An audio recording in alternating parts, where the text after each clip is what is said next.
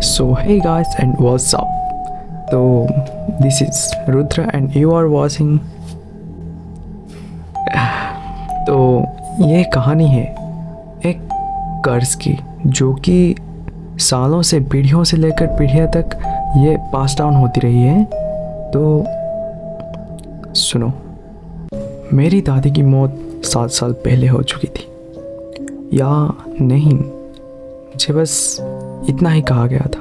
वो अकेली रहती थी एक पुरानी सी घर में जो कि पहाड़ के ऊपर था, और वहाँ नेटवर्क भी नहीं था, और वहाँ के रास्ते बहुत ही पक्के थे, और बहुत अजीब सा फील होता था, अजीब सा वाइब आता था वहाँ से। और हम सिर्फ हॉलीडेज़ पे वहाँ पर जाते थे साल में एक बार। और मम्मी मुझे बताती थी कि उन्हें ज़्यादा देर तक मत देखना, वरना बहुत अजीब सा फील होगा तुम्हें। और वैसा ही होता था। और मेरी दादी वो बहुत अलग थी, ना कभी बात किए, ना कभी चिल्लाया, या ना ही कभी प्यार दिखाया, लेकिन उनका प्रेजेंस बहुत ही डरावनी थी। वो हमेशा एक रॉकिंग चेयर में बैठी रहती थी एक विंडो के सामने, और सीधा देखती थी विंडो के बाहर जंगल को, पहाड़ों को। और पता है सबसे अजीब बात क्या थी कि हमने उन्हें कभी आंखें ब्लिंक करते हुए नहीं देखा। एक बार मैं छोटा था और मैंने जाके क्यूरियस हो के उन्हें पूछ लिया कि दादी आप आंखें कभी क्यों बंद नहीं करती। तो उन्होंने धीरे से मेरी ओर देखा, पूरा क्रीपी सा वाइब आ रहा था तब, और धीरे से मुझे बोला, अगर मैं आंखें बंद कर दूं तो वो अंदर आ जाती है। और फिर से उसी खिड़की की तरफ बाहर देखने लगी। फिर मम्मी ने एक दिन बताया कि दादी गुजर गई, और उनका शरीर वही रॉकिंग चेयर में वैसे ही मिला जैसे कि वो हमेशा बैठी रहती थी, खिड़की के सामने सीधा खिड़की के बाहर देखती रहती थी, और आंखें खुली तो ऑब्वियसली रहती थी, और हाथ जोड़े हुए वैसे ही, लेकिन सांस नहीं ले रही थी।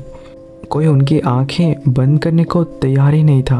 और माँ ने इतना ही बताया और बोले कि छोड़ो, वो अभी भी शायद वही खिड़की के सामने बैठकर उधर ही देख रही है। साल बीत गया, घर बंद हो गया, और हम वापस कभी नहीं गए थे। और लोग अभी भी कहते थे कि उन्हें पोर्च में देखा, पर जबकि वहाँ पर उस घर में कोई भी नहीं था, घर बंद पड़ा था। इस साल मुझे एक लैंड का काम था, तो मैं वापस गया, वो भी अकेले। घर वैसे का वैसा ही था, वही स्मेल, वही और डस्टी, और वैसे का वैसा ही था। और वो रॉकिंग चेयर वहीं पर ही था, वही खिड़की के सामने, और वहाँ पर काला चादर वहीं पर फोल्ड करके रखा हुआ था। और उस रात मैंने वहीं पर स्टे किया। रात के 3:30 बजे अचानक मेरी आंखें खुल जाती है, जैसे कि मुझे किसी ने छुआ हो, और सिर्फ एक आवाज़ आ रही थी उसी रॉकिंग चेयर की।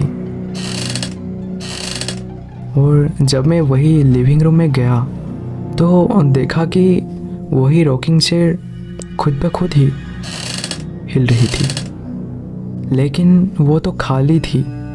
और तभी पीछे से कुछ हल्की आवाज़ में कुछ बोलने का आवाज़ आया। वो बोल रही थी कि आंखें बंद मत करना। अगली सुबह सब कुछ अजीब था, अजीब एनर्जी, अजीब वाइब आ रही थी वहाँ रूम से।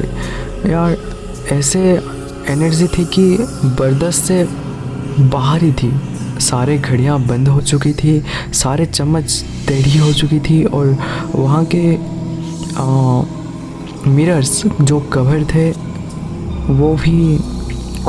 वो सब कुछ अजीब सा हो गया था। देन मैंने एक मिरर अनकवर किया जो वाइट कपड़े से ढका हुआ था। मैं उसे अनकवर करता हूँ, वो ही बाथरूम का। और जब मैं उस मिरर में देखता हूँ, वहाँ पर खड़ा तो मैं था, लेकिन मिरर में मैं नहीं था।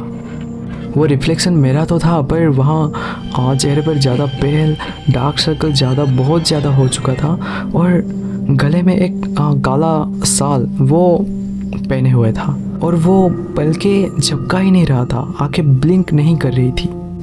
उस रात मुझे सपना आया दादी का। उनकी आंखें पूरी सफ़ेद हो चुकी थी और कुछ अजीब सी लैंग्वेज में गुनगुना रही थी और बोले कि मैं तो अब आंखें बंद कर चुका हूँ, अब किसी और को आंखें खोली रखनी होगी और देखनी पड़ेगी।